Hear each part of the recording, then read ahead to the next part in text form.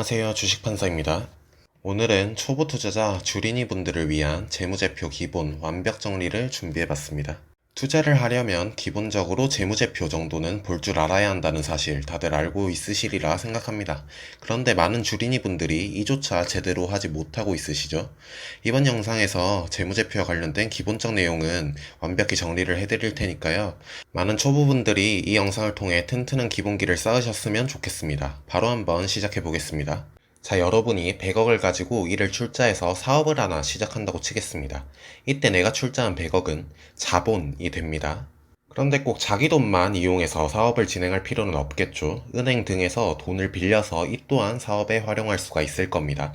추가로 100억은 빌린다고 가정하겠습니다. 이때 빌린 100억은 부채라고 합니다. 그리고 자기 자본인 자본과 타인 자본인 부채를 합친 금액인 사업에 사용되는 총액을 자산이라고 합니다. 자, 이제 내 돈 100억, 빌린 돈 100억, 이렇게 총 200억의 자산을 가지고 사업을 한번 진행해 보겠습니다. 이 200억으로 공장과 설비도 짓고, 인력도 뽑고, 재료도 사고 해서 스마트폰 만드는 사업을 한다고 치겠습니다. 스마트폰 하나를 20만원에 판다고 치고, 1년에 10만 대를 판다고 가정하겠습니다. 그럼 1년간의 매출액은 20만 곱하기 10만 해서 200억이 되겠죠? 그런데 스마트폰을 만드는 데에는 다양한 재료들이 필요할 겁니다. 각종 반도체나 디스플레이, 배터리 등이 되겠죠. 스마트폰 한 대당 이런 재료값이 10만원이 든다고 가정하겠습니다. 이때 이렇게 제품을 만드는데 직접적으로 사용되는 재료들에 대한 비용을 매출원가라고 부릅니다. 여기서는 100억 원이 되겠죠. 그리고 매출액에서 매출원가를 빼준 금액을 매출총이익이라고 합니다. 이 경우에는 200억 빼기 100억 해서 매출총이익이 100억이 될 겁니다. 그런데 제품 판매를 위해 재료비만 드는 게 아니죠. 스마트폰을 만들고 팔려면 직원도 고용해야 하고 광고도 해야 하고 하겠죠. 이렇게 영업과 관련되어서 드는 재료비 이외의 금액을 판매비와 관리비라고 합니다. 줄여서 보통 판관비라고 많이 부르죠. 매출 총이익에서 이러한 판관비를 빼준 금액을 영업이익이라고 부릅니다. 영업과 직접적으로 관련된 부분 이외에도 세금도 내야 하고 이자 등 금융비용이나 금융수익도 발생할 거고 그 외에도 기타 비용 및 수익이 발생할 수 있을 겁니다. 영업이익에서 추가로 이렇게 법인세와 영업의 손익을 차감해 준 뒤 나오는 금액이 바로 당기순이익 항목이 되겠습니다. 말 그대로 특정 기간 동안 회사가 창출해낸 순이익이 되겠죠. 자, 여기까지 짚어보고 다시 수익을 내기 전 사업 시작 단계로 돌아가 보면 회사에서 지금 가지고 있는 돈은 200억이지만 이 중 100억은 다시 갚아야 하는 남의 돈이니 자본 항목에 해당하는 100억만큼이 내 몫이 되겠죠. 이 100억으로 남들이 다 하는 것처럼 나쁘지도 뛰어나지도 않게 평범한 수준으로 사업을 진행한다고 치면 이 기업 주식의 현재 가치는 그대로 100억이 될 것입니다. 그런데 만약 이 100억으로 평범한 수준이 아니라 남들보다 뛰어난 수준으로 사업을 할 수 있다고 가정합시다. 브랜드 구축을 잘한다든지 비용 절감을 잘한다든지 하는 경쟁 우위가 있는 경우가 되겠죠. 평범한 기업들은 보통 자본을 이용하면 연 6% 정도의 수익을 창출해내는데 어떤 A라는 기업은 특출난 경쟁 우위가 있어서 연 10% 정도의 수익을 창출해낼 수가 있다고 가정합시다. 이 A라는 기업의 자본이 100억이라면 이 A 기업을 사기 위해선 100억보다 훨씬 웃돈을 주고 사야 할 겁니다. 지금 가진 자본은 100억이지만 이 100억을 이용해서 일반 기업들보다 훨씬 뛰어난 부가가치를 만들어낼 수가 있으니 말이죠. 지금까지 설명드린 내용이 ROE와 PBR에 대한 개념입니다. ROE는 자본을 활용해서 얼마만큼의 수익률을 창출해낼 수 있는가를 나타내는 지표죠. 그리고 PBR은 그럼 이런 수익률을 보이는 기업을 자기 자본 대비해서 얼마만큼의 가격에 살 수 있는가를 나타내는 지표입니다. 사업을 한다 치면 이는 위험을 감수하는 행위이기 때문에 위험이 거의 없는 예적금의 이자율보다는 ROE가 훨씬 높아야겠죠. 이에 대한 명확한 기준이 있는 건 아니지만 최소 5에서 6% 정도는 돼야 할 겁니다. 더 높게 잡으셔도 되지만 여기서는 평범한 수준을 6%로 가정하면 이 6%보다 높은 ROE를 보이는 기업에 대해서는 PBR이 1보다 커야 할 것이고 6%보다 낮은 ROE를 보이는 기업에 대해서는 PBR이 1보다 낮아야 할 것입니다. 이때 꼭 같이 짚어봐야 할 것이 있는데요. 바로 부채 비율입니다. 같은 ROE를 보이고 있다고 하더라도 부채 비율에 따라 안정성은 크게 달라질 수가 있기 때문입니다.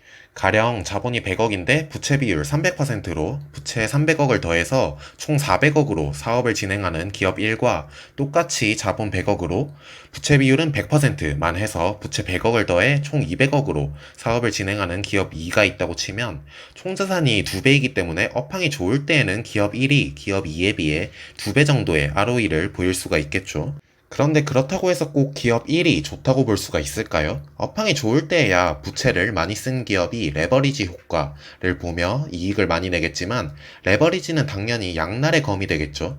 업황이 안 좋을 때는 그만큼 피해도 크게 볼 겁니다.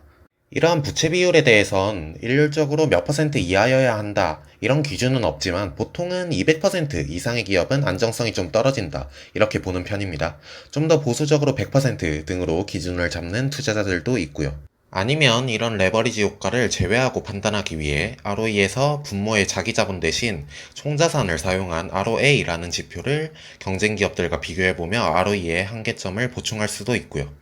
어쨌든 ROE라는 지표는 투자의 기재 워런 버핏도 아주 중요시하는 지표입니다.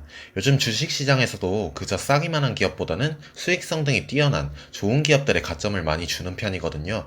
재무지표 중에선 ROE가 이러한 수익성을 대표하는 경쟁력 있는 기업들을 보여주는 지표이다 보니 아주 중요하게 다뤄지고 있는 지표가 되겠습니다. 이렇게 좋은 기업들을 찾기 위한 지표를 퀄리티 지표라고 합니다. 기업의 퀄리티, 질을 나타내는 지표라는 거죠. ROE 외에도 또 하나 중요하게 살펴봐야 할 퀄리티 지표가 있습니다. 매출액분의 영업이익으로 나타나는 영업이익률이라는 지표가 되겠습니다. 또 하나 예시를 들어보죠. 어떤 업종에서 세 기업이 경쟁을 하고 있다고 치겠습니다. A기업은 영업이익률이 20%, B기업은 10%, C기업은 5%라고 가정하겠습니다. 만약 이 업종에서 가격 경쟁이 치열해지는 치킨 게임이 벌어진다면 어떻게 될까요? 가격 경쟁에 따라 세 기업 모두 이익률이 감소하겠죠. A기업이 가격을 내려 영업이익률이 10% 수준까지 떨어진다면 B기업은 간신히 본전치기를 할 것이고 C기업은 적자에 허덕이게 될 것입니다. 이 상황이 장기간 지속된다면 A기업은 여전히 버틸만 하겠지만 B기업과 특히 C기업은 생존 위기를 겪게 되겠죠. 결국 경쟁에서 낙오될 확률도 가장 높을 겁니다. 이렇듯 영업이익률 역시 퀄리티 지표로서 기업의 경쟁력을 나타내는 아주 중요한 체크 요인이 되겠습니다. 단, 좋은 기업이 항상 좋은 주식인 건 아닙니다. 오히려 나쁜 주식이 될 수도 있고요. 반대로 평범한 기업도 좋은 주식이 될 수는 있습니다. 왜 그럴까요? 바로 주식에는 가격 요인을 추가로 고려해야 하기 때문입니다. 가령 A기업은 퀄리티 지표들도 우수하고 이익 성장도 뛰어난 좋은 기업입니다. B기업은 상대적으로 퀄리티 지표들도 평범하고 성장세도 그저 그런 기업이라고 가정하겠습니다. 그럼 여기선 무조건 A기업을 사야 하는 걸까요? 우리는 라면과 한우 꽃등심 중에 꽃등심이 더 고급지고 맛있는 음식이란 건 알고 있습니다. 그렇다고 매번 꽃등심을 먹는 건 아니죠. 오히려 대부분은 라면을 훨씬 더 많이 드실 겁니다. 무엇 때문인가요? 바로 가격 때문입니다. 마찬가지로 주식에서도 아무리 좋은 기업이라고 해도 그만큼 혹은 그것을 초과할 만큼 가격이 비싸다면 투자 매력이 떨어질 거고 평범한 기업이라도 그에 비해 가격이 아주 싸다면 투자 매력은 훨씬 더 있을 겁니다. 초보 투자자분들이 가장 착각하는 부분 중 하나이죠. 좋은 기업과 좋은 주식은 별개입니다. 앞서 가격 지표 중 하나인 PBR은 살펴본 바가 있죠. 또 하나 중요하게 짚어봐야 할 가격 지표로 당기순이익분의 시가총액으로 나타나는 PER을 꼽아볼 수가 있겠는데요. 이에 대해서는 제가 이것만을 주제로 설명드린 영상이 따로 있습니다. 여기서는 PER이 순이익과 비교했을 때 주식의 가격이 싸냐 안 싸냐를 나타내는 지표라는 것 정도만 말씀드리고요. 더욱 깊이 있는 이해가 필요하신 분들은 해당 영상을 참고해 주시기를 부탁드리겠습니다. 그런데 주식이라는 게 회사의 지분을 나눠 가지는 개념이기 때문에 이익을 내면서 회사가 커가는 것도 분명 투자자에게 할당되는 성장 몫이긴 하지만 잘 와닿지 않을 수는 있죠. 이보다는 회사가 주주들에게 실질적으로 현금을 나눠준다면 더욱 와닿을 겁니다. 이것이 바로 배당 개념이죠. 회사는 이익에서 일정 부분을 투자자들에게 배당으로 나눠줄 수가 있습니다. 이때 이익에서 몇 퍼센트를 배당하느냐를 나타내는 지표가 배당 성향이고요. 그래서 그 배당이 주식 가격과 비교했을 때 몇 퍼센트의 수익률이냐를 나타내는 게 배당 수익률이 되겠습니다.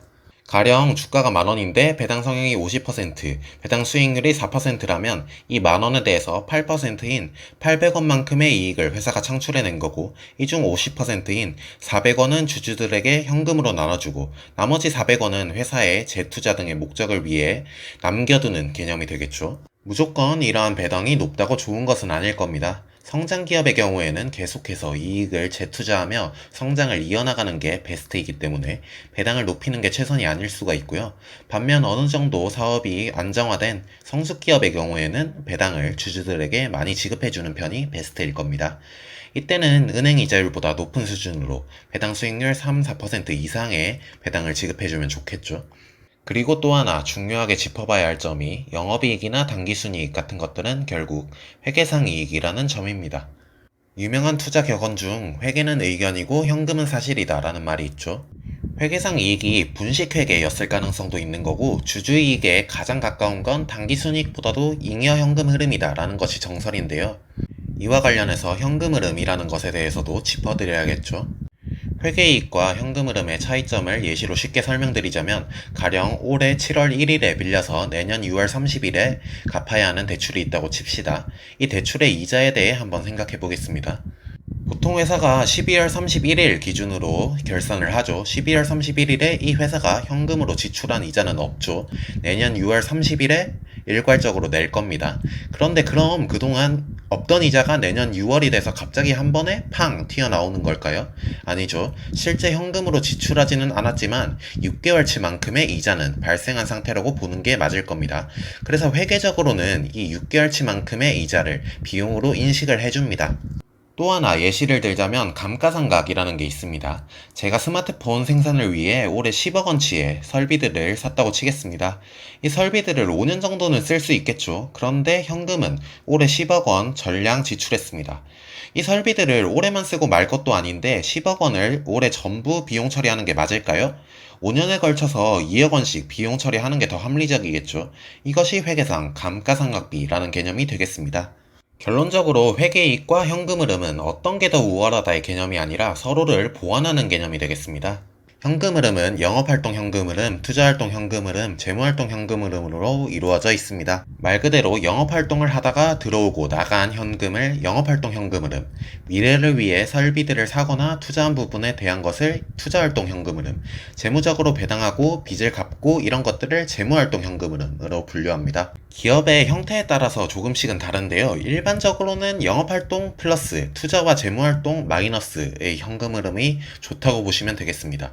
영업활동에서는 현금이 들어오고 미래를 위해 투자하는 부분에선 현금을 지출하고 배당을 하거나 빚을 상환하는 등 재무활동에서도 현금을 지출하는 이상적 형태일 경우에 플러스 마이너스 마이너스가 나오기 때문이겠죠. 그리고 추가로 살펴봐야 할 것이 캐펙스와 잉여 현금 흐름 개념인데요. 캐펙스는 자본적 지출, 즉 미래에 대한 투자로서 고정자산인 건물, 토지, 장비 등에 나간 돈을 뜻합니다. 투자활동 현금 흐름 중 일부가 되겠죠. 그리고 영업활동 현금 흐름에서 캐펙스를 빼주면 FCF, 즉 잉여 현금 흐름이 나옵니다. 아까 언급드렸던 주주이익에 가장 가까운 지표가 되겠죠. 당기순이익이 아무래도 조금 더 정제된 지표이고 FCF는 조금 더 사용하기에 어려운 지표이긴 합니다. 초보자라면 당기순이익은 괜찮은데 FCF는 그에 비해 너무 낮다, 이럴 경우엔 의심해볼 필요가 있다, 이 정도로 생각하시는 게 좋을 것 같습니다. 또 한 가지, 일반적으로 영업활동 현금 흐름이 순이익보다는 대체로 커야 합니다.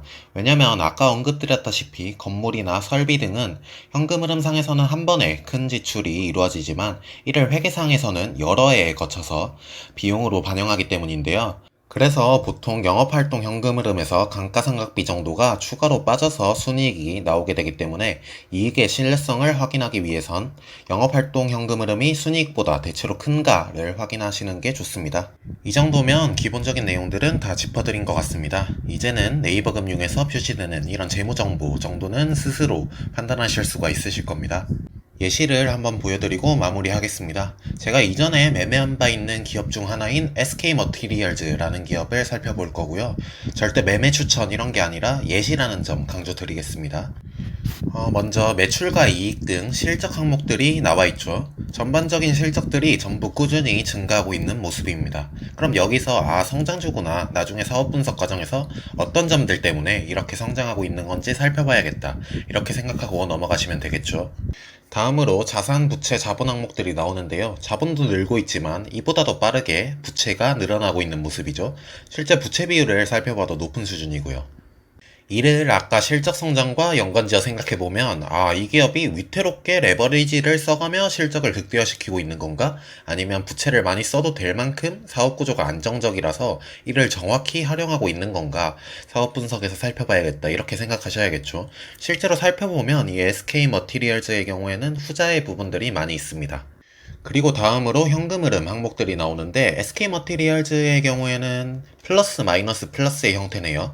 일반적으로 플러스 마이너스 마이너스가 베스트라고 말씀드렸지만, 이 경우에는 앞서 살펴봤듯 경영자가 사업 구조상 안정적으로 성장을 구가할 수 있다고 판단해서 부채 레버리지를 써가면서 늘려가면서 외양을 공격적으로 키워가는 경우이기 때문에 재무 활동에서 플러스가 나오고 있는 경우라고 보시면 되겠습니다.